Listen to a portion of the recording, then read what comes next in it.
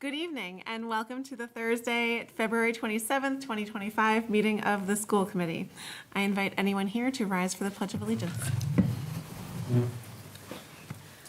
I pledge allegiance to the flag of the United States of America and to the republic for which it stands, one nation, under God, indivisible, with liberty and justice for all.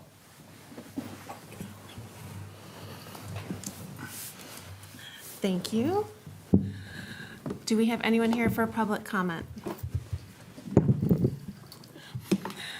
So we can move into recognitions. Does anyone have a recognition to share? I was lucky enough to attend the science fair yesterday that Ms. Murphy, the chemistry teacher, invited us to. And I wanted to recognize Anushka Nair and Dylan Streak for their first place project, the Glycophage, a transitional spectrophotometric apparatus for non-invasive glucose monitoring in type 2 diabetes. The projects were all fantastic and it was great to see. Okay, so into new business, I'd like to invite Mrs. Benbenek and Connor Moore up to talk about Project 351. Jamie, can I just, while they're coming up, I just want to confirm that people can hear me in the studio. Yes, Yes. Thank you. Hi, I'm Anne Benbenek. I'm one of the assistant principals at the middle school, and I'm here to introduce our Project 351 ambassador, Connor Moore. Project 351 is a nonprofit organization that brings together grade 8 students from across the 351 cities and towns in the state of Massachusetts. The ambassadors spend the year focused on leadership, personal growth, and while making meaningful impact through service.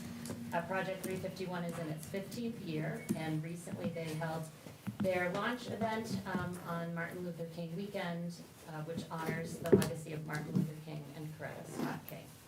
So Connor was selected through a process in which all of the teachers at HMS in all grades and all areas nominate students. Connor was selected because he exemplifies all the qualities of Project 351, as well as he embodies our HMS mission statement of a strong mind and a kind heart.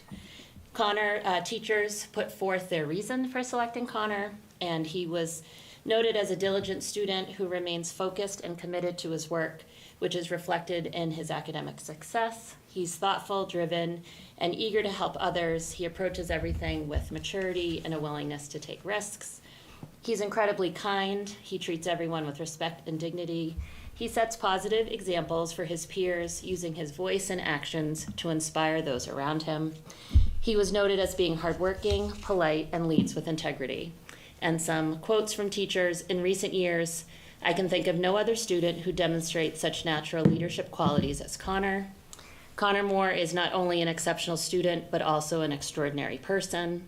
And with his ever-present smile and great sense of humor, he brings positivity and light to everyone he encounters.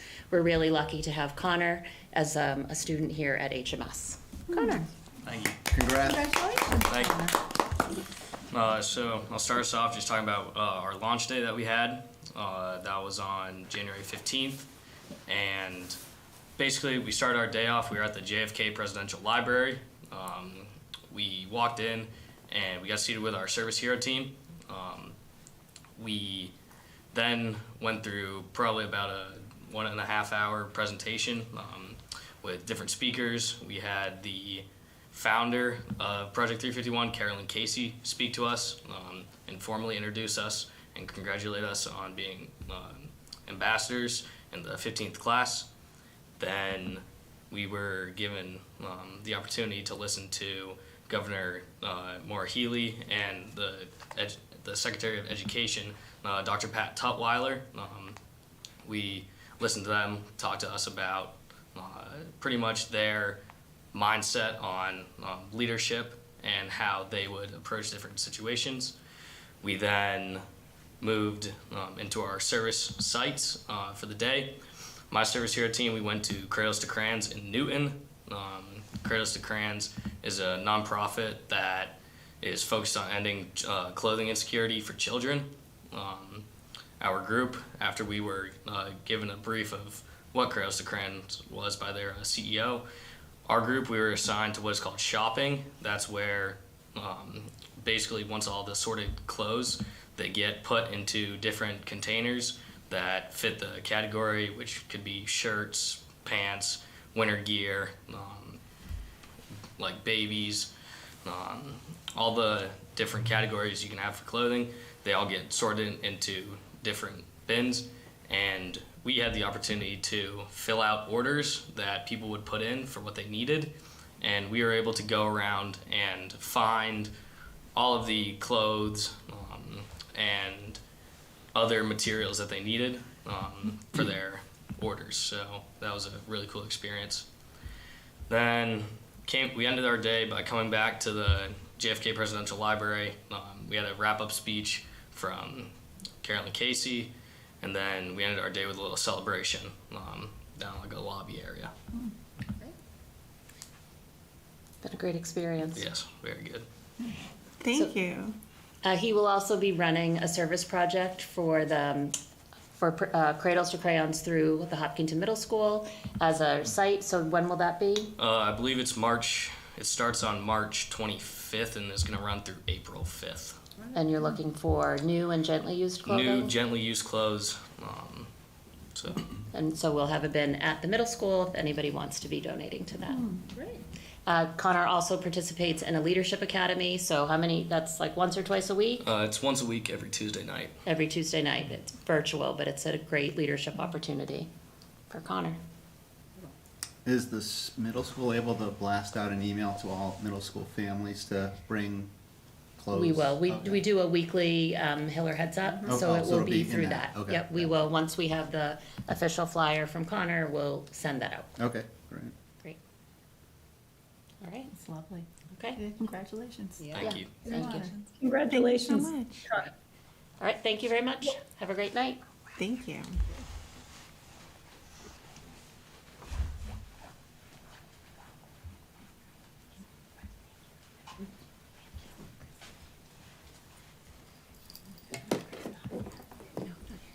Just go to the next item until he arrives. So we're moving into review of policy ADDA, the criminal record investigation. This is the first reading. Thank you. So currently, what the district does when we bring in, pretty much anyone, whether it's, a paid employee or even someone who is a mystery reader or someone who's working, as a third-party vendor, we have them do a criminal online record check, and that's called a CORI. And so in recent months, we've been hearing from people in our job alike groups, from our legal counsel, that we should be adding the sex offender registry. It's still all one form, and that is called a SORI. So the reason that you have this policy before you tonight is that we have simply added language so that we could include the SORI alongside the CORI. And we did add a little bit of language at the bottom about the storage of records, just so that we are clear about what happens when someone goes and has a CORI or a SORI check done in the Hopkinton Public Schools. So this is a first reading of the new language, and happy to take questions.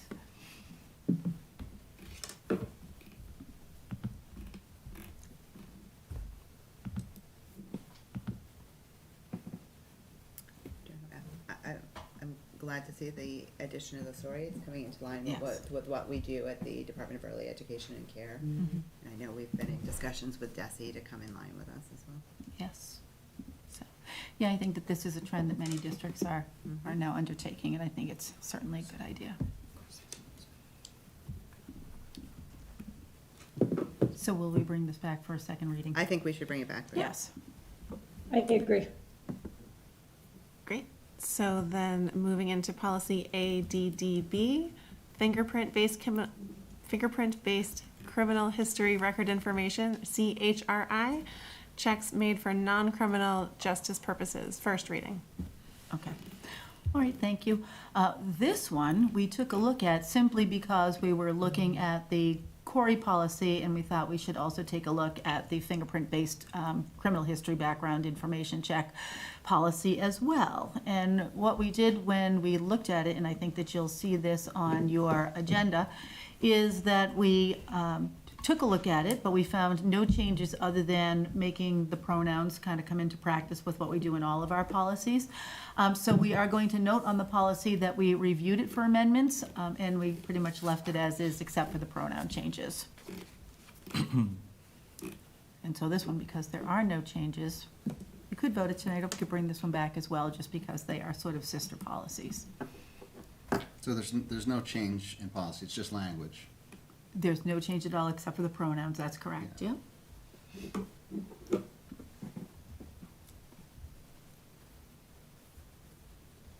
Should we make a motion to approve this? We could. I'll make an can't talk tonight. A proposal to approve policy ADDB, fingerprint-based criminal history record information, checks made for non-criminal justice purposes. Motion by Kyla, is there a second? Second? Second, and we'll do a roll call vote. Nancy, Yes. Chris, Yes. Kyla, Yes. and yes for me. Okay, we have learned that Chris Everly is in the Zoom. Oh, wonderful. So we can move to Chris Eberly for the Hopkins project over Zoom. How do we do that? Thank you, and I appreciate, or There you are. my wife appreciates you allowing me to join you by Zoom this evening. So this evening's item is regarding security for the new Hopkins project. As part of the project, we have several technology items that are owner-provided items. Originally, some of these items existed within the construction contract, and we also have a separate construction technology equipment budget. Technology equipment budget is about $325,000, and over the course of development of that budget, we find that it's trending below that amount by about $75,000, so at $250,000. Through the course of design, we came to certain decisions, both in meeting with the design team and also meeting with the director of technology for the district. And it was decided that it would be advantageous for particularly the Hopkins school, because the Hopkins school is an existing school, to use some of the existing vendors that are publicly procured and have pricing that's based on competitively bid state contracts, to use those vendors because they're more familiar with the equipment that the school uses and the systems that the school uses, and they have access to those systems. And so when in the Hopkins project, where we're talking about expanding those systems, it really made sense to get pricing from those vendors rather than to make it part of the construction project. It's one of the reasons that the construction project came in so much under budget, although a very small part of the $2.2 million below budget that we currently sit today. Similarly, we're also looking at procuring the network switches, the network UPS devices through the state's E-rate program, which is also a competitively bid program that offers certain savings. And we think that both of those decisions to procure this item separately, as well as deal with the network switches through the E-rate program, will ultimately be savings for the school committee and for the town of Hopkinton. We were able to get pricing that we unfortunately were not able to get you as far in advance as we had hoped, but ultimately we did provide earlier today the pricing that we're looking at this evening from BCM Controls. BCM Controls is an existing vendor, and what they would be pricing is the camera systems, the access control components, which includes various technical components to expand the existing access control system, and they already are a vendor that provides this stuff, so we're really just expanding the work that they do as part of the project. It would be covered within the savings from the construction budget, that $2.2+ million that I described earlier. And the final proposal, after we reconciled all the differences and ensured that it was correct, came in at $101,404.68. So this evening, we would be looking for the school committee to make a motion to approve BCM Controls in the amount of $101,404.68. And with that, I'll open it up to questions from the school committee about this topic. Thank you so much, Chris. Any questions? Chris, I assume, like just about everything else that's involved with the project, that there are bids these go out to bid to multiple vendors, or we get bids from multiple vendors? So in this particular circumstance, it's a little bit different. There's a couple of different ways that are all based on competitively bid prices. With the construction contract, will often go out to multiple vendors. With furniture and equipment, will often go out to multiple vendors. But certain contracts are put out by the state themselves to multiple vendors to competitively bid. And when they competitively bid those contracts, multiple vendors will bid the same stuff, and then you're able to go to those vendors and purchase at those bid prices, which are bid annually. And so it's one of the multiple options that's permitted by the state that encourages competition and arrives at competitive prices, but also gives you the flexibility to choose your vendor for those competitive prices. So it's commonly referred to as the state bid list, but it's really a collection of contracts that are published for various items that you can purchase at those competitively bid prices. Is the state bid list open to any company that wants to submit a bid, or these are companies that are approved by the state or have a relationship with the state? No, you're generally able to, I don't know the absolute specifics of how open the system is. They obviously have to be qualified. They have to meet certain standards. They have to be able to provide the work. But they are competitively bid, and that's really the key piece. The whole point of getting quotes is that people are basing it on the same basic scope of work. And in this case, they're basing the controls and the related services on competitively bid prices that meet the wage requirements, so that we find that they're fairly consistent from vendor to vendor. Competitively bid amongst this small group, or competitively bid across an open bid process? I mean, I guess my question is, this is costing us $100,000, could have cost us 50 if we could gone out to bid to anyone, or we have to use these select groups that are kind of approved by the state. And those companies all know, hey, we're the only ones who can provide these services. We're all going to come in around $100,000, but maybe it only costs 25 or 50. So they're not competitively bid locally on a per incident basis. They're competitively bid over the course of the year against other vendors that also competitively bid against the same prices. So ultimately, you should be getting a reasonably the same price. It's possible that you could reach out to multiple vendors, but similarly, we could have also put it in the construction contract, and you would lose the familiarity of the system that this particular vendor who has worked with the schools for a while brings to the table. And in discussions with Ashok, the director of technology, we found that that was actually advantageous for the town of Hopkinton in this instance, because you're dealing with a security system, you're dealing with existing infrastructure, and so you're more likely to get a person who is familiar with your infrastructure scaling it up, as opposed to bringing somebody who's going to be learning about it from the beginning and may have components of their pricing that they don't include to win the bid, but then you have to go back and pay for those extras that they didn't know about. All right, that makes sense. Got it. Thanks. Any other questions? I would entertain a motion. I make a motion to approve the security vendor package by BCM Controls for the Hopkins project in the amount of $101,404.68. Thank you. Second. Second by Chris. We'll do a roll call vote. Nancy?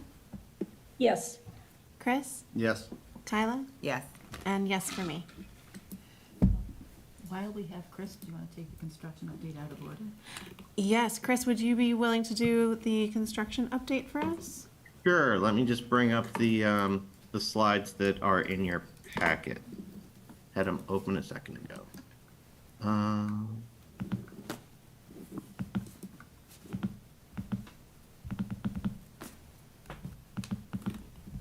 Let me see if I can get them full screen for us. Were you able to open it? Yes.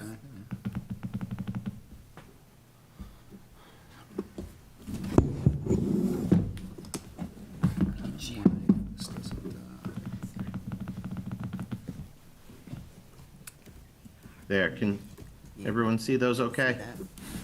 Oh, They're there. So we continue to make good progress on the Hopkins project. Commodore has been really great to work with. I'm very happy with the services that they've been provided. They've been a good collaborator, and we continue to sort of be moving ahead fairly smoothly. Some of the milestones here, we no new incidents, but we did notify the town's insurer after the slip and fall that we had at the tail end of December. So we just wanted to make you aware of that. We continue to be on schedule. We're starting to talk about finalizing the logistics, sort of the micro planning for both the end of the summer and also for when the turnover of the building happens. So we're talking about things like how we're going to deal with food service when we switch over into the new space, and also which elements of the construction are going to be complete and ready for the students at which milestones for some of the smaller individual decisions that we need to look at. We continue to be on budget, and I think we're trending very well in terms of change orders overall. As I mentioned here for FF&E, we are beginning to have those discussions with the school's director of technology, as I just mentioned, for both the BCM contract you saw today and also some of the other technology purchases that we're looking to get to fit out the new portions of the space, like projectors on the wall, Wi-Fi access devices, things of that nature. Construction site overview, we continue to, I think, work very well together with the students and staff. We haven't had any major issues reported to us, and we've been able, despite all of the really challenging weather lately, been able to continue to make good progress on the building and have no major incidents between students or staff. I'm really happy with how that's worked out overall. Just some progress photos. We've been able to get the first and second floor slabs down at this point. So for about 50% of the building, the first floor slab is already in place. Underground utilities in those areas are already in place. The roof trusses have been going up and are starting to are basically fully erected on the building now. I think if you drive by the building, it's really beginning to look like a building.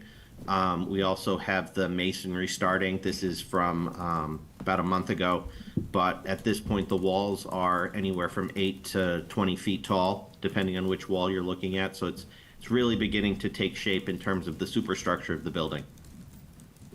This is some photos from the day that we poured the slab. They basically come in with a boom that drops the concrete where we need it. And then we were able to complete most of that work within the limits of the workday. We were worried a little bit that we might go a little late, but the team did a good job of making sure that they completed within sort of the allowable time. Just some major milestones. I mentioned some of these. The roof trusses are delivered and unloaded. Most of them are installed at this point. Underground plumbing is largely in throughout the building. We've been able to pour the 2 decks, and at this point they're beginning to frame the light gauge metal framing that makes up the exterior walls of most of the building, and also the masonry that makes up some of those walls.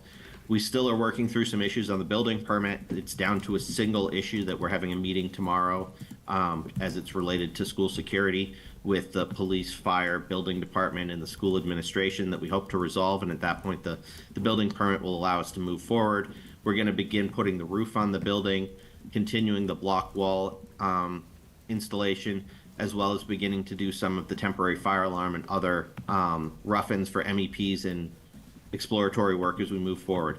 We were able to get into the fire tank over the February vacation, understand some of the issues that might be causing some of the water leakage that we're seeing there. And so we have a plan in place that we think will address the issues that we're seeing. We're also beginning to do some of the ref-in, and some of the electrical work is going to begin fairly soon. There's a mock-up on site that's slowly coming together. We've tested the window that was put into it, and the mock-up's really there to make sure that the construction details are going to work together from all the different trades, and so everybody goes into the situation understanding their role that goes into all the trades working together to design the building envelope. Change orders continue to be trending really well. We did have an additional change order this month for $71,339. I think we're still continuing to see a very cooperative contractor who's working with us as these issues come up.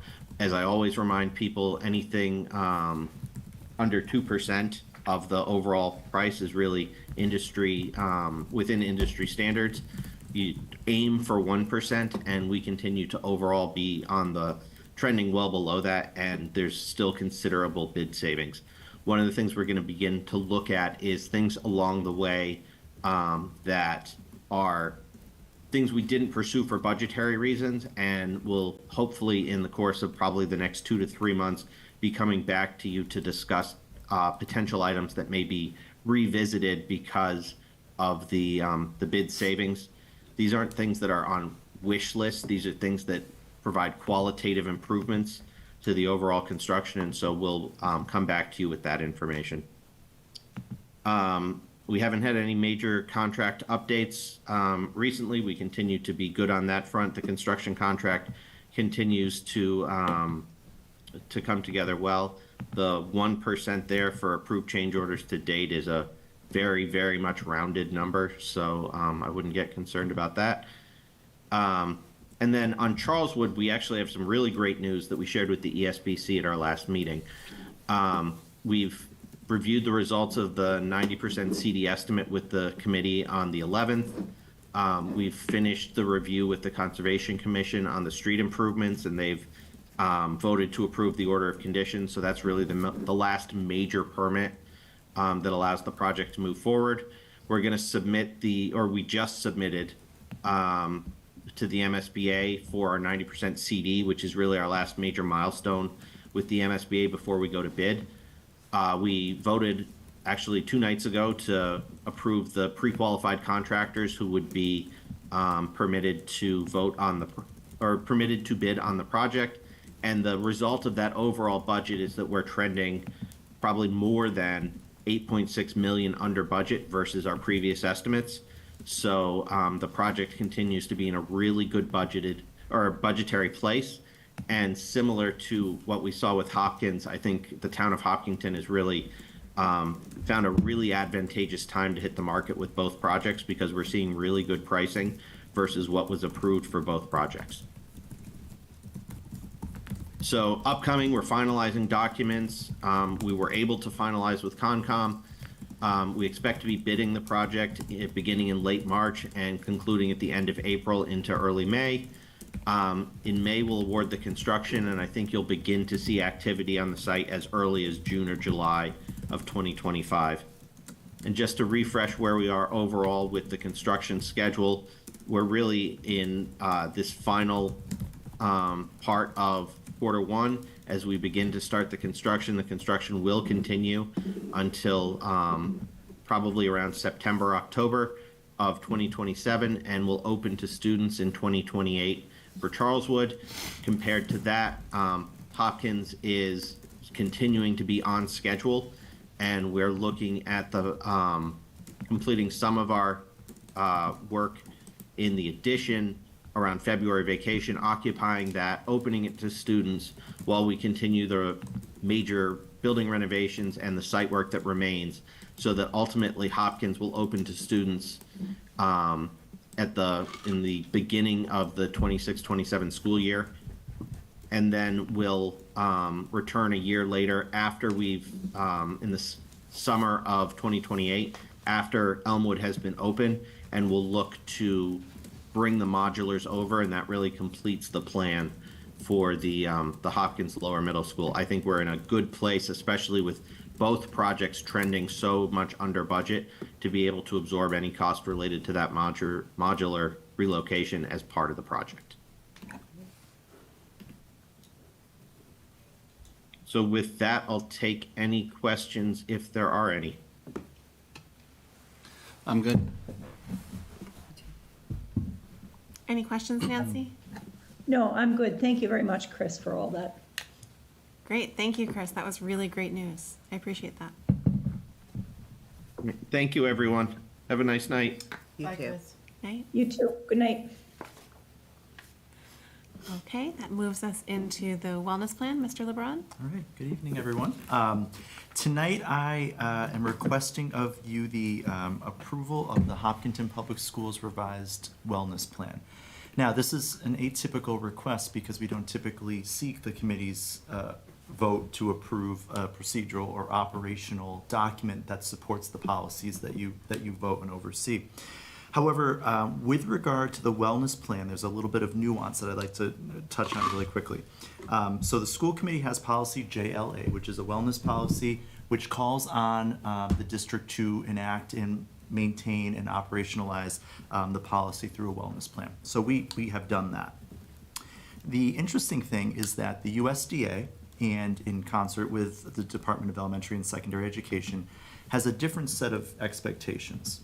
And the USDA does not separate out a policy and a plan, and is seeking full school committee approval of our plan, which again operationalizes your policy.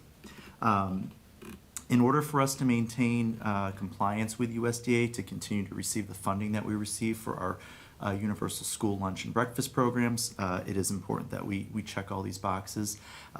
So tonight I seek your approval of the wellness plan.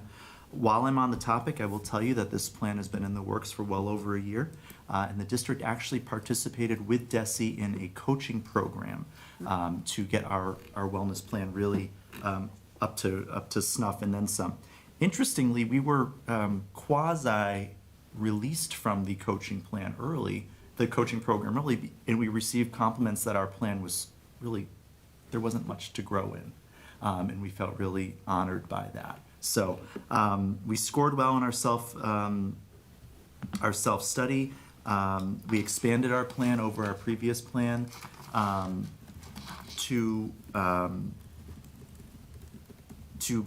we did a few different things.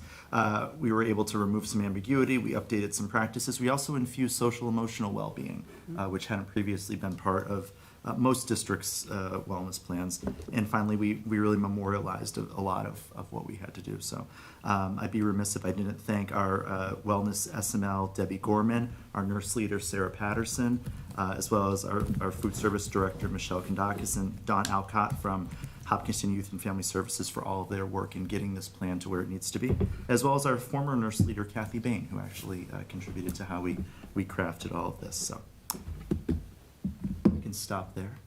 And again, seek, again, my objective is to seek the approval, the positive vote of the school committee. Any questions? How does the wellness plan, how is it executed? So that's a great question, and I almost wish you were a plant, because I can then now talk to you about the wellness leadership team.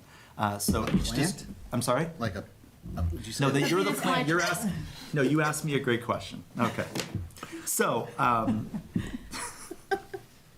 I'm glad these things don't get recorded. Or on TV. Or on TV. That would be terrible.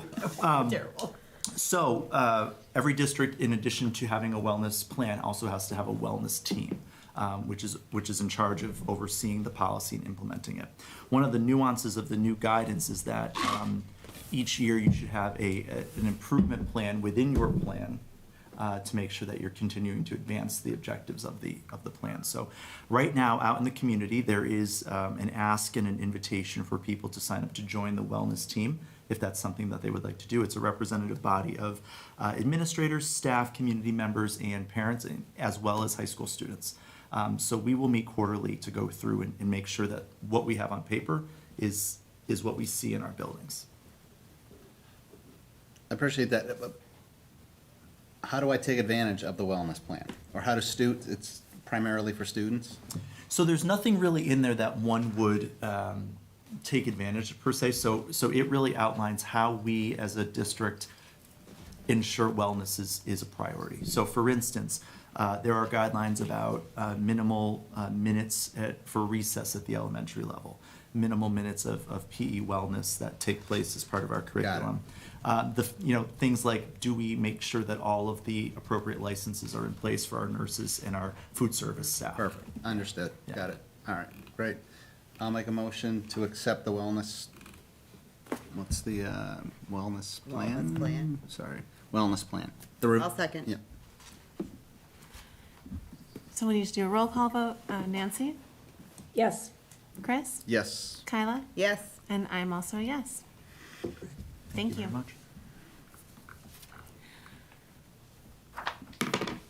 That moves us into school committee feedback on Dr. Kavanaugh's goals and indicators.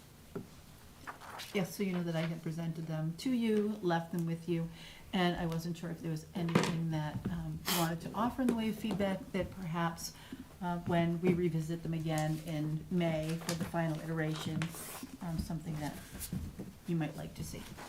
Can you go over them again? Even I knew, very gullible.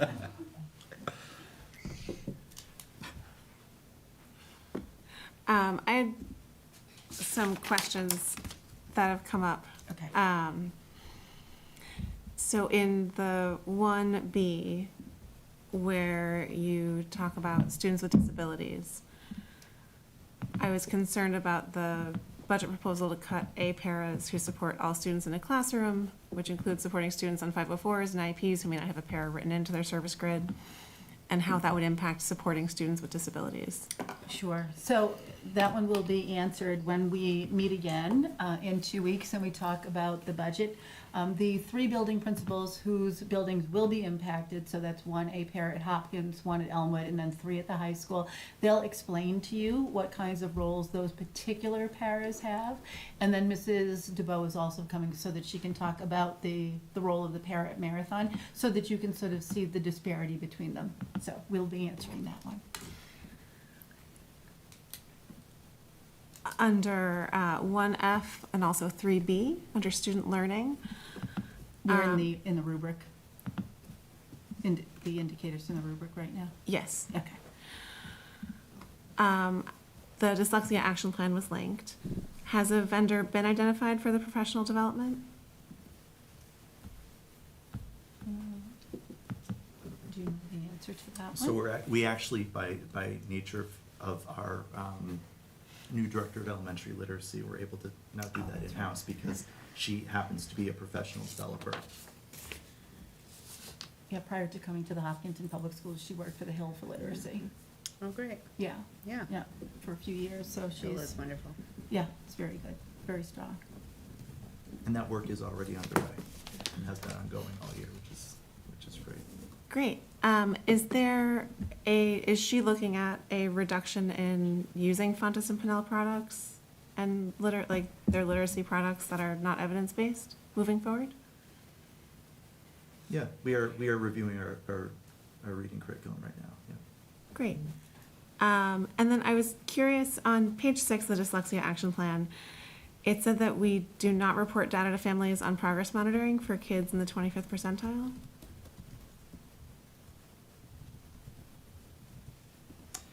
So I wonder if you're talking about STAR reporting? That might be a thing. Possibly. Yeah, we use that internally as a tool to help us make instructional decisions and intervention plans. Oh, I see what you're asking. Sure, Yes. but why would we not be reporting that to families? What we do is we send, if you are in the lowest quartile, we're required by law to send something to say that your child's in the lowest quartile. We don't necessarily report the actual STAR or CBM scores that come out, but anytime a parent wants to know anything about their child's score, they have the right, obviously to, anything you want to know. If your kid takes a math quiz, you get to know what the results are. If they take a STAR early literacy test, they get to know what the results are. So any parent can ask. So then the not reporting in the Dyslexia Action Plan just means only report if asked? I think that might be a good way to phrase it. Yeah, we're required to send the letter, and we do. We just don't send the actual report as well. Okay. We just send the letter. And the letter says that they can ask if they have more questions. Oh, We'd have to go back and look at it. Yeah. Okay. It does. Just because when I read that, I was like, Sure. that seems really strange. Yeah, we're not keeping any secrets. In the replacement, in 2E, the replacement school staffing needs, is that already folded into our budget process? I'm not sure. Oh, you, still on the dyslexia plan? Is that what you were? No, back in the rubric, the 2E, Which is in your goals and indicators. fiscal systems? That's where you are. 2E fiscal Probably, systems leads the Yep, administrative 2E, team? Yep. And what was the question again? It linked to the school replacement staffing needs. And so I was just curious if that has been part of our budgeting process, or not yet, because we're not at the point to be there yet. Is this for when Charles Wood comes online? That's Yeah, what I assumed so- I was looking at. Yep, so that's one of the things that we are already thinking about. So we now have school adjustment counselors at the elementary level so that you know, if you're at Elmwood, there are two. If you're at Hopkins, there are two. Because one of the things that we promised the community is that when we had a 2, 3, 4 school, there would be an assistant principal and a school adjustment counselor for each one of those grade levels. So when you start getting into the, you know, you've got 400 kids at a grade level, you want to make sure that, you know, they have the appropriate counseling services and that they have an appropriate kind of administrator ratio as well. So, yes, we are thinking about that. And I know that when, you know, and I've been in meetings with, you know, our town partners, and they do ask those questions about what is that going to look like budgetarily. Another thing, just maybe this is a sort of a side note, but when we talked about the 5th grade remaining at Hopkins and the 6th grade moving there, the 6th grade right now has a very robust related arts program, and the 5th grade simply has art, music, PE, wellness, and, you know, sort of library, right? So if we were to take those related arts and expand them into the 5th grade, that's obviously going to come with a price tag as well. So we've been having those conversations. Great, thank you. My last question is under 3B. I don't remember the title, but it's 3B. Under student support, the Metro West Adolescent Health Survey is mentioned. Does that include the data on substance use in our school population? It sure does, yes, yep. Great. So does that get reported out to us whenever it's? Oh, we can certainly. So it's very interesting that you asked that question, because they'll actually send you, here's your Hopkinton kind of cheat sheet, so you get what is the equivalent of an 8.5 by 11, and it will break it down into small boxes, and it will talk about everything from, you know, who says that in the last 20 days they used alcohol, how many kids tell you that they're vaping, how many kids have had ideations of suicide. All of that is printed on one single sheet, so that absolutely we could bring that to your attention. Great, thank you so much. You can just let us know when you'd like to see that. I know I just asked a lot of questions. Any others, or was it just me? Just to follow up on one of your questions, we started talking about review of literacy. I think that would be a great topic to bring up at another school committee meeting.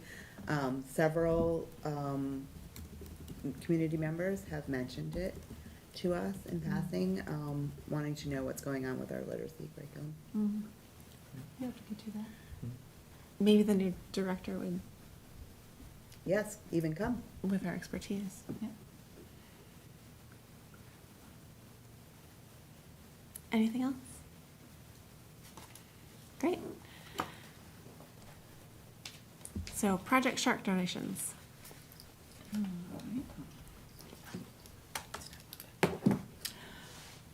All right. Okay, so we have 4 of them, and you just have to accept each of them because they are in excess of $100. So the first is for enrichment supplies at Marathon School in the amount of $618.82. I make a motion to approve the enrichment supplies for Marathon School in the amount of $618.82. Motion by Kyla. Can we approve all 4 of them at once? I Or do think we it have looks to go like in they order? need to go Okay. individually. Is that right? I think that they probably do because they're going to different schools and going into different No accounts. problem. Second. Sorry about that. Motion by Kyla, second by Chris. Roll call vote. Nancy? Yes. Chris? Yes. Kyla? Yes. And I'm a yes. All right, the second is enrichment supplies for the Elmwood School in the amount of $132.72. I move to accept the enrichment supplies for Elmwood School in the amount of $132.72. Second? Motion by Kyla, second by Chris. Nancy? Yes. Yes. Yes. Chris, Kyla, me, yes. All right, and the third, enrichment supplies for the high school in the amount of $294.48. I'll move to accept the enrichment supplies for the high school in the amount of $294.48. Motion by Second. Kyla, second by Chris. Nancy? Yes. Chris? Yes. Kyla? Yes. And I'm a yes. All right, and the last is enrichment supplies for the 18 to 22 program in the amount of $118.44. I move to accept the enrichment supplies for the 18 to 22 program in the amount of $118.44. Motion by Kyla, Second. second by Chris. Nancy? Yes. Chris? Yes. Yes. Kyla? And I'm a yes. Thank you. I'm thrilled by all these donations Yeah, through this has Project been a Shark. wonderful program that was just conceptualized and doing great. May I ask that we take the superintendent's report out of order just because our head nurse is here, Sarah Patterson, and it would be wonderful if we could send her home because her day begins tomorrow at the high school very early. I would love to. Okay. Would you like to come up? Thank you so much. Yeah, I'll go on that side and sit with her so that. Do I sit here? Yes, you do. First time. Welcome. Thank you for having me.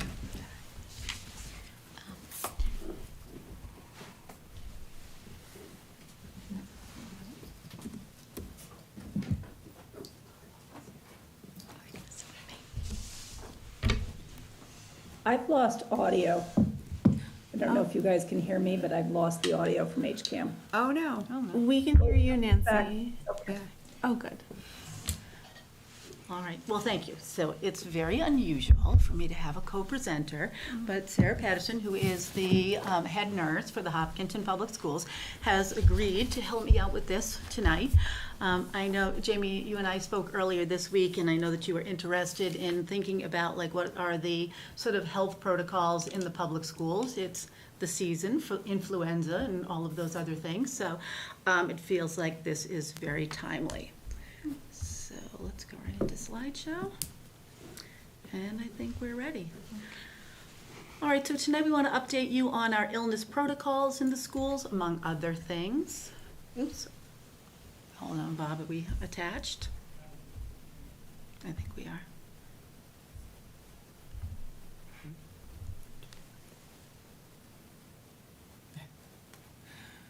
Icebergs. Iceberg.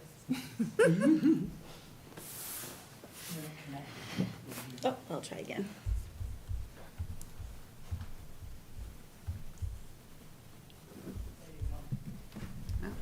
Thank you. Oops, I just undid myself. Sorry. There we go. Okay. All right, so I'll start by citing Mass General Law Part 1, Title 12, Chapter 76, Section 1B, and this really speaks to how we report absences. So MGL says that the school committee of each city, town, or regional school district shall have a pupil absence notification program in each of its schools. The program shall be designed to ensure that each school notifies a parent or guardian of the child's absence if the school has not received notification of the absence from the parent or guardian within 3 days of the absence. I mean, that gives you a lot of leeway. We don't quite take that much leeway. And so I'll ask Sarah to talk a little bit about this, but our question here is how are absences reported by parents and guardians? So we collect parent responses through a Google form, as well as phone calls and emails, usually to the HS office or the nurses directly. All right, and on that Google form, because we have to conform to the law, so we do ask parents about things like all kinds of symptoms, everything from cramps, diarrhea, vomiting, fever, nausea, headache, cough, GI things, respiratory things, all of that stuff is there. However, there is no regulation that compels parents to report an illness or the symptoms with specificity. So I wanted to show you this, and at first I had all the schools on there and I thought, okay, that's kind of a lot. So I reduced that and I just pulled out the middle school, and this is the week before vacation. So it is February 10th through the 14th. On the 14th, it was the last day before we broke for February vacation. So interestingly, you can see there's not a lot of wiggle with the numbers of kids who are sick. So on Monday, 23 kids, parents reported they were sick. Then it went to 20, 22, 19, 18. So there's very little movement there. However, if you look at the bottom row and you see the total absenteeism number, you'd think, oh my gosh, 108 kids were out of the middle school that day. But when you look at the number of parents who reported their kids out for vacation, the number grows each day of that week. And that's logical because we're heading into February vacation, so some people get a little jump on the vacation week.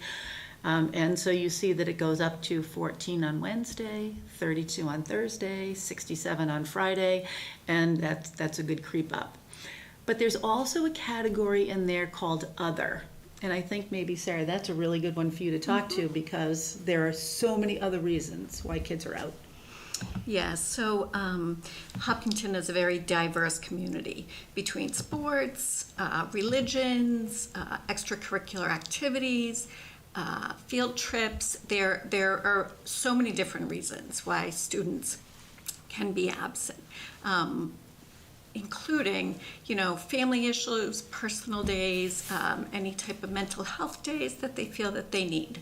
So when parents report absences, it's not necessarily that they are sick. It may be something else going on within the family, transportation issues, or outside commitments that, they just can't attend school, so. Interestingly, Elmwood School on that same Friday, when you saw them spike at the middle school, there were 73 kids absent from Elmwood School, where there are only 2 grades, and 41 of those families reported that their children were on vacation. We do work very closely with our public health partners. So, Sarah, I'll let you talk a little bit about the communication that you have ongoing with our public health nurse. Yes, so Simone Carter is our very supportive public health nurse, and we've been working very closely together to get an idea of what's in the community and what she's seeing on her end. And working towards ways to communicate and, make sure we're mitigating and taking countermeasures within the schools to keep people as healthy as possible. Yeah, and if there ever is a time when there is some kind of an outbreak in our schools, we still have all of our COVID equipment to go in and really do a nice deep clean. At that time, we bought something called a Protexis gun, and it would kill everything. So we still have those. All right, I can read for you that definition of clusters or outbreak, because I think those are words that you hear sort of thrown around in the community quite a bit. And the way these are defined, the occurrence in a community, facility, workplace, or region of cases of an illness clearly in excess of the number of cases usually expected. So we would never just say, well, it's an outbreak because there's 20, or there's an outbreak because there's 120. It just is, whatever you sort of see as an average number. If it goes up kind of markedly above that, then you start to say, oh my gosh, do we have something here that resembles an outbreak? The number of cases indicating an outbreak or a cluster will vary according to the infectious agent. So we've talked to Mrs. DeBow, who's worked in a school before where there was a norovirus outbreak, and eventually the public health officials in that community shut her school down for 3 days. But she said kids were going home left and right, and they were violently ill. So I think that's a little bit different from if you have 3 kids who all work together in a second grade classroom and they get strep. That's that sort of difference. The site conditions, the hazards, size and type of population exposed, previous experience or lack of exposure to the disease, and time and place of occurrence. Outbreaks or clusters are therefore identified by significant increases in the usual frequency of the disease in the same area among a specified population at the same season of the year. So it feels nebulous, that definition. So here's a great question. People have said, oh my goodness, have there been clusters of the flu? Has there been an outbreak of strep? No. So that to answer that question, have we seen clusters, outbreaks, or excessive absenteeism? The answer to that is no. And I'll let Sarah talk to this slide, because this is the slide where she's living and breathing this every day.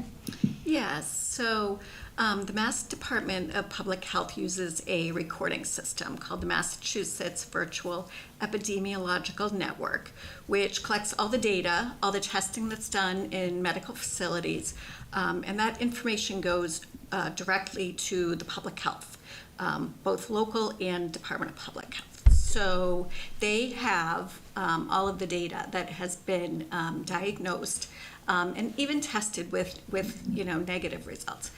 But having said that, I did reach out to the epidemiologist at the Department of Public Health on Wednesday, who reported to me that there were no clusters or outbreaks reported in Hopkinton Public Schools.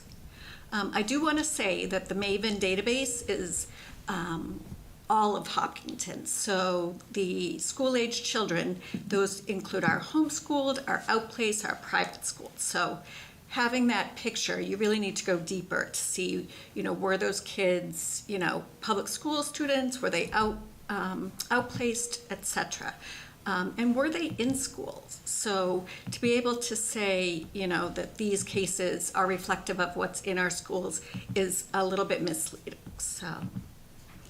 Yeah, and we should also say that our public school nurses cannot contribute to MAVEN. They don't have access to MAVEN. So you really got to be a public health official, so at the state level, pediatrician to have that access. Yeah, so based on the data that the nurses have collected and analyzed, there is no evidence to suggest that the absenteeism that we are seeing this time of year is any different than any other time of year. From a parent perspective, especially in the elementary schools, I can understand when you see, a number of children out, it can be a little bit alarming. But between experienced nurses, experienced administrators, this is what we see at this time of year. So this, from our perspective, is not necessarily excessive absenteeism. And again, goes back to what is the cause of the absenteeism rate, because it's not always sickness related, and parents are not required to disclose their reason for absence. They do have the right for privacy. So. And really, when it comes to testing, the schools don't do testing either. So if you go to your pediatrician and they test and you test positive for strep or you test positive for flu, your pediatrician can enter that information into MAVEN, or they can share that information, and MAVEN shares that information obviously back with your public health officials. But the schools just don't have the power to do that kind of testing and don't have access to MAVEN. So we take whatever information is given to us and we act upon it.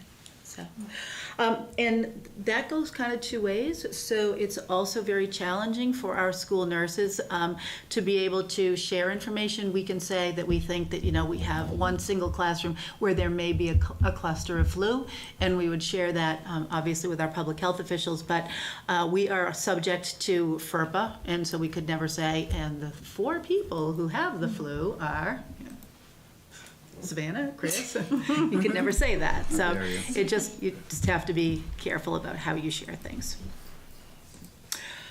So I'll let you run down the obstacles for school nurses because they're big. So we have quite a few obstacles as school nurses, and Carol touched on a few of the things already. So school nurses do not have the diagnostic tools that medical facilities and or doctors' offices have to test for diseases. Therefore, we cannot diagnose. We can't say definitively this student has influenza A or norovirus.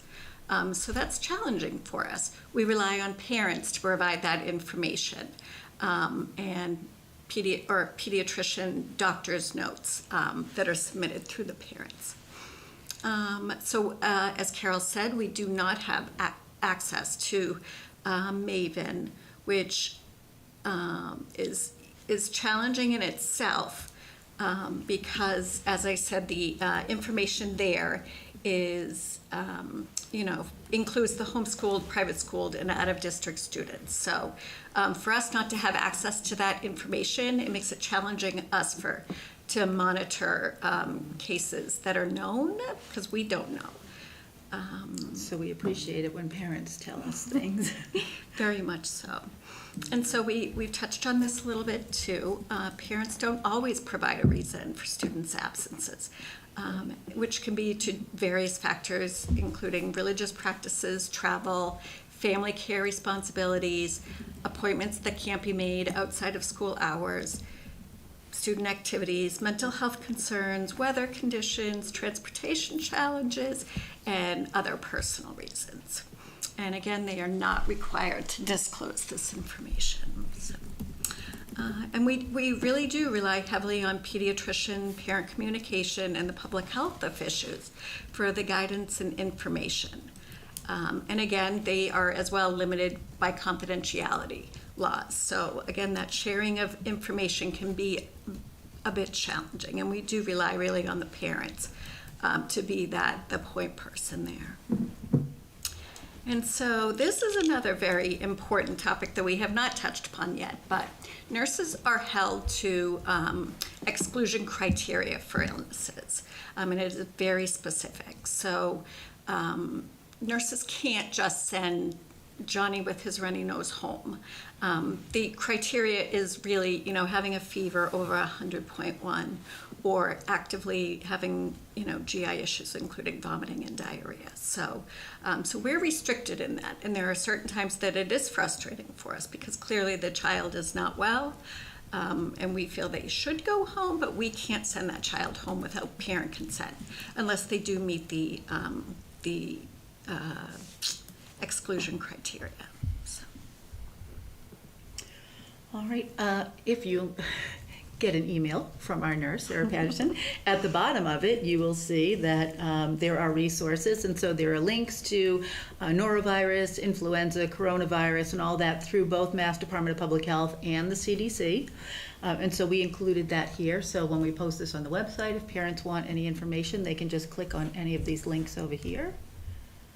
And that's what we have for you. So we hope that this was helpful to kind of understand, where the school's sort of authority ends, what our nurses do every day. And I'll tell you, with the numbers of kids who are out and making sure that we comply with MGL and communicate with families, how long do you spend on just the phone calls with, attendance? Exactly. Attendance is very time consuming in terms of, figuring out who is here, who's not here, the reasons for their absences when we have that information available. And certainly if we have concerns for a specific classroom or, we're seeing alarming numbers of specific illnesses, we are certainly going to report that as appropriate. So That's not all automated? I'm sorry? That's not all automated, the absences, and you have to manually kind of So filter that? it comes through different sources between parent phone calls, parent emails, and then the Google Sheet. So collecting all of that data from all of those sources, we then enter it into PowerSchool, as well as into the nurse SNAP, which is the nurse electronic documentation system. So, yeah. There are some days they'll tell me it takes up to 2 hours to get that work done. I bet with all the different mediums. I assumed that it was all Google form, and I was always like, when I knew, if one of my kids had a strep diagnosis, I was like, okay, I have to remember at 8 o'clock, the form opens. Because I can't put it in the night that they get the diagnosis.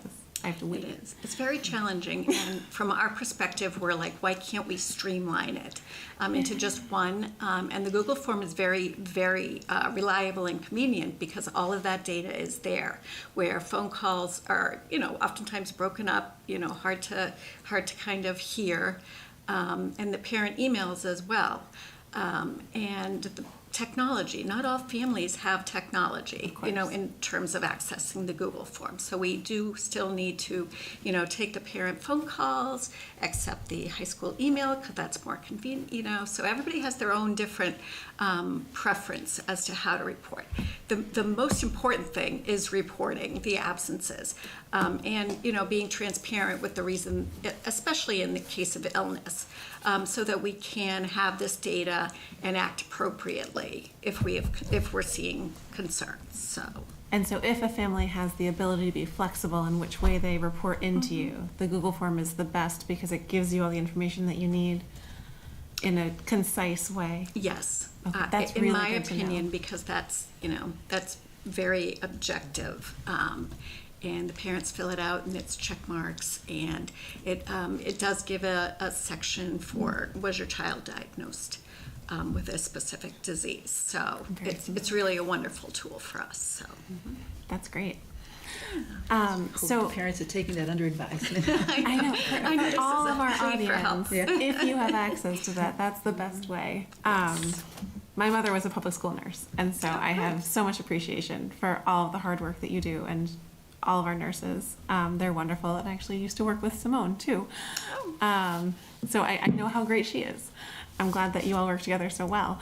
I do have a question so we don't track the illnesses, but you would hear from Simone if there was something in Maven, because we don't have access to that as a school nurse. So that's where we would get the information of if there was something concerning. Because it's not something you're able to track because we don't have that information, right? That's correct. So the Hopkinton Board of Health does have access to Maven, and they monitor for increases in cases.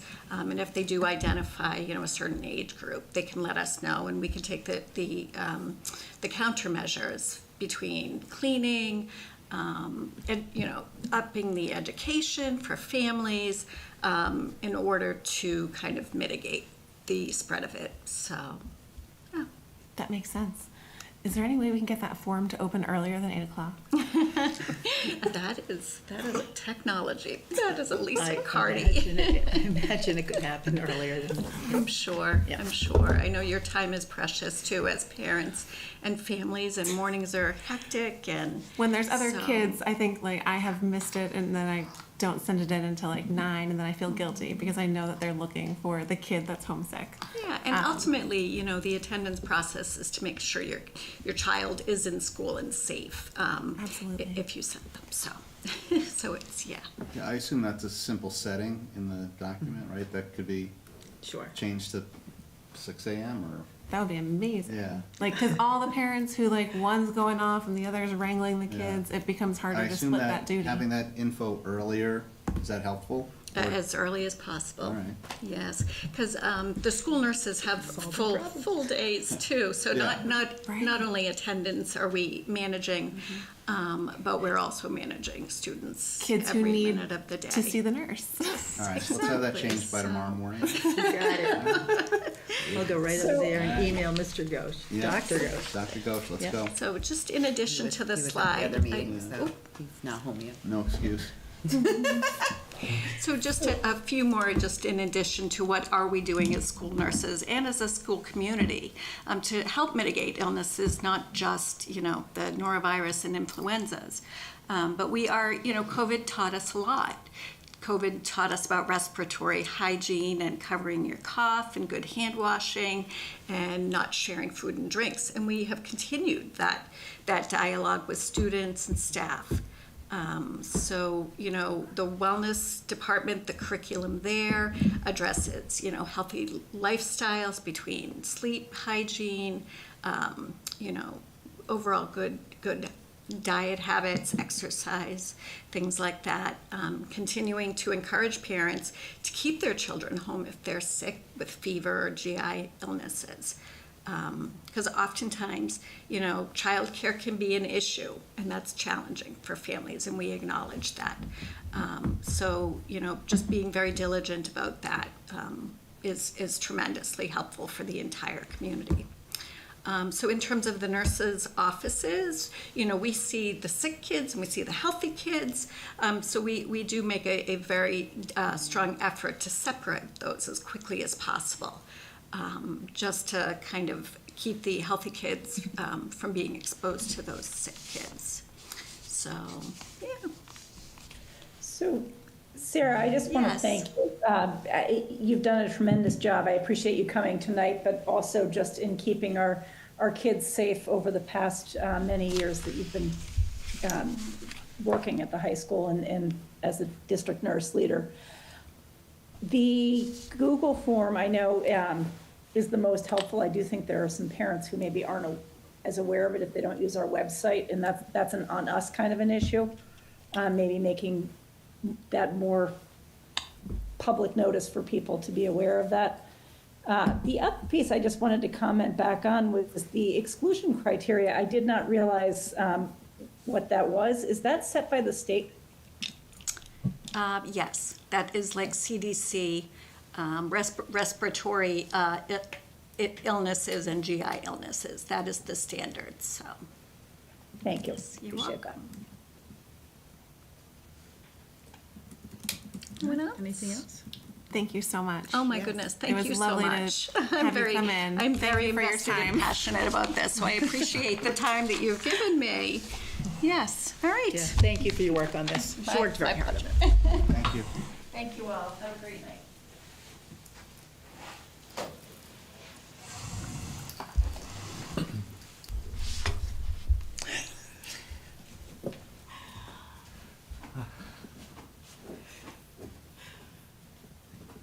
And we are still slightly ahead of schedule because we have taken things out of order, even though now it looks like we might not be. Moving into old business, a superintendent screening committee consideration.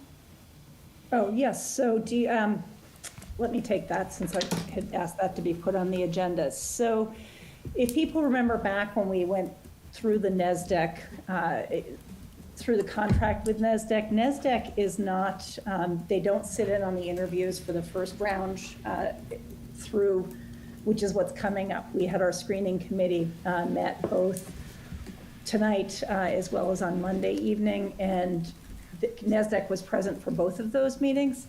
But NESDEC will not be for the interviews that are starting to come up over the next couple of weeks.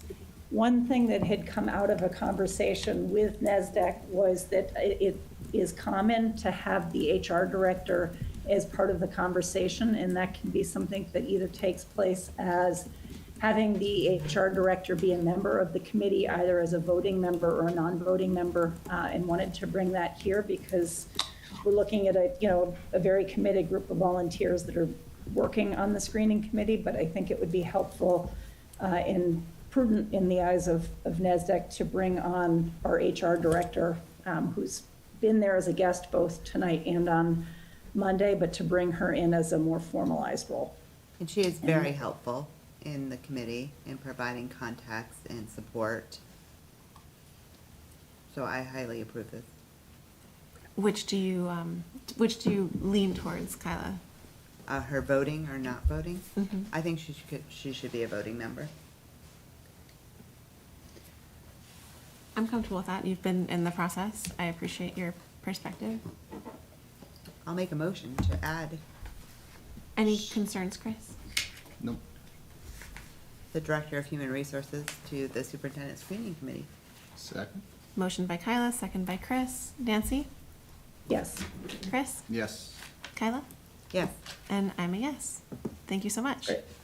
And that brings our screening committee up to 13 members, which is what we had initially we were looking at 12 or 13, but just because of the way the screening committee work went, we wound up with 12. Adding our HR director will put us at 13. So I also did want to thank both Chris and Jamie for your work in selecting the people who are on the screening committee.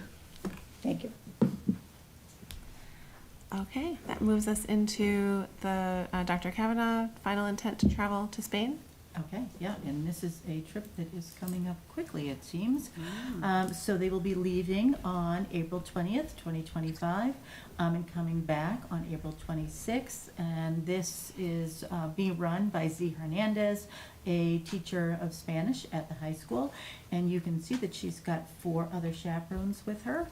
And they'll be bringing 31 students to Madrid, Toledo, Granada, and Seville. So they're just looking for you to do a final approval.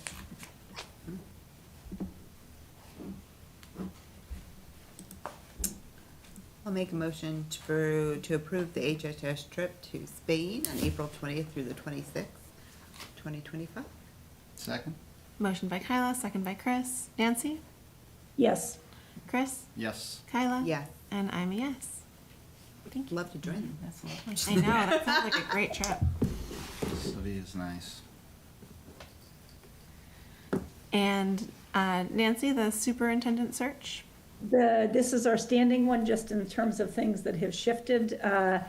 The one thing I know that people were quick to respond to, I appreciate, is the March 19th meeting that we've added in, which is going to be a workshop with Carolyn Burke, who is our NESDEC consultant, and that is going to take place by Zoom because there were a couple of people who can't be there in person. It seems like it's easier to do either all remote or all in person.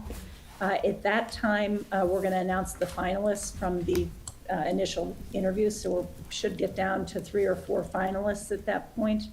And then school committee members will receive the confidential link to the applications for the finalists, and then we'll prepare for the school committee interviews and the candidate stays in the district. Do we have what's the total number of applicants? Do we have that Am I yet? allowed to say that publicly? You can say how many, yes, because you're the only one here, I think, that knows that. There were 30. We moved 10 forward tonight for interviews. Got it, thanks. That's fantastic. And a question that I know I had brought to Nancy was whether once the finalists are selected, if NESDEC would be able to give us some information about the breadth of the field. Generally, not any specifics on anyone. Our conversation brought up that our applicants are confidential. That's why it's only our screening committee who knows. But having the context around information about people who did come forward in general so that we have some context. Yes, and I think that was a great, will provide us with great information, just kind of looking at who applied, not specifically, but what types of people? What types of people applied, what kind of qualifications, and then kind of move forward from there. And it sounds like we have a lot to celebrate, that we got 30. It's pretty remarkable, I believe, in talking to colleagues who have served on superintendent searches in their own community. No one's gotten quite that many. That's fantastic. Great. And that moves us, are we ready to move on? I am. Okay. Into reports. Is there any report from student council? We know the 2 hockey teams lost. Oh, goodness. Oh, no. Don't look it. Okay. I wanted to start off by talking about some of our class meetings that occurred over the past couple of weeks. So freshmen and juniors had their class meetings prior to break, and then the sophomores and seniors had it this week. Freshmen talked about choosing their classes for next year and how to choose a schedule that's both manageable but challenging. Juniors talked about standardized testing in addition to the regular discussion about post-secondary plans, because I believe the March SAT is coming up. Sophomores discussed some of their upcoming events, such as Spring Semi, which is for all underclassmen but is run mainly by the sophomore president, vice president, treasurer, and secretary. It's their last year of taking MCAS, which I'm sure is pretty exciting for them. And they also talked about choosing classes for next year. Seniors had our meeting today where we got to discuss both school-wide events and senior-specific events coming up for the next couple of weeks. For school events, we have the Honors Art Exhibit on March 4th in the HCA at 6 p.m. We have Iftar Night hosted by the HHS Muslim Student Association from 4 to 7 on March 5th to celebrate the holy month of Ramadan. The Drama Ensemble's production of Peter and the Starcatcher, which is showing March 6th through March 8th. And finally, Best Buddies is hosting a polar plunge on March 12th to celebrate inclusion while supporting Special Olympics, Unified Champion Schools, and the Best Buddies program. So that's a lot of events. For senior-specific events, we discussed our May and June calendar, which can be found on our Class of 2025 Instagram page. And we focused on senior capstone, so those applications are due March 10th. And in our guidance counselor seminars, counselors and Mrs. O'Laughlin gave us a bunch of resources and opportunities to talk about college scholarships. Looking back at the last few weeks, HHS Diversity Club hosted Multicultural Night on February 7th, where students were welcome to participate in and enjoy performances, food from around the globe, as well as insight to different cultures that we're very lucky to have at HHS. That day was also National Red Day, so we had a bunch of students and teachers repping red shirts and red pants to raise awareness for heart disease, which is the leading cause of death in women. I personally think that school-wide activities like this, which are very easy to participate in, are great to have, and it made me really proud as I walked around the school to see a bunch of people wearing red shirts. We also celebrated Valentine's Day the week before break. Class of 2026 raised money for their class by selling flowergrams, GEMS Club did candygrams, and the American Cancer Society held a bake sale outside of the auditorium. Next, HHS has officially added a new honor society to the mix, so the Spanish Honor Society application deadline was 2 weeks ago, and members will be completing community service hours through tutoring, helping out with Spanish Club, and other language department-related volunteer services. Finally, winter athletics have started to close out, so everyone got to have their senior nights, which were very sad, and we are now into playoffs. So boys basketball had their game tonight at 6:30, and the girls face off Lincoln Sudbury on Friday at 6. I don't know if, does anybody know if they won or not? There was a lot of cheering when I left the high school, so. It was away. They were doing well. Oh, no? Oh, maybe, there's In something ball- cheering in that. There was somewhere, I don't know. Hopefully they didn't have brothers on the team that was losing and having the sisters celebrate. But winter sports ending also means that spring athletics registration has opened, as well as signups for unified track and field. That's all I have for you guys. Great, thank you so much, Savannah.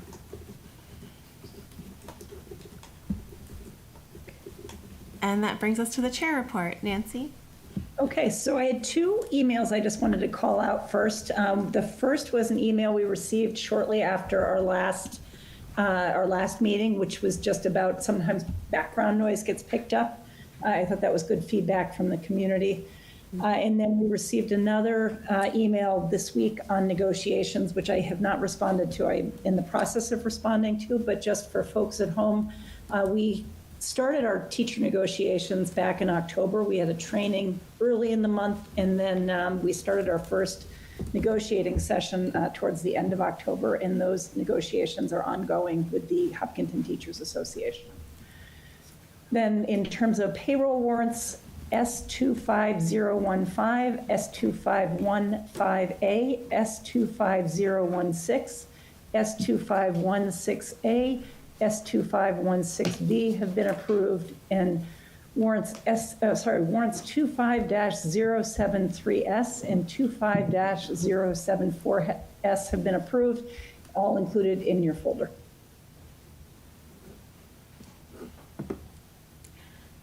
Thank you so much. And liaison reports? ESBC had Chris mentioned on his report that some positive news, so everything continues to move forward and be positive. Great. I had a budget advisory meeting earlier today. Just the town does not have the final numbers on free cash, and they're nearing the final numbers on their insurance. But so we are going to be discussing the $415,000 that we've been asked to take out of our budget at our next meeting.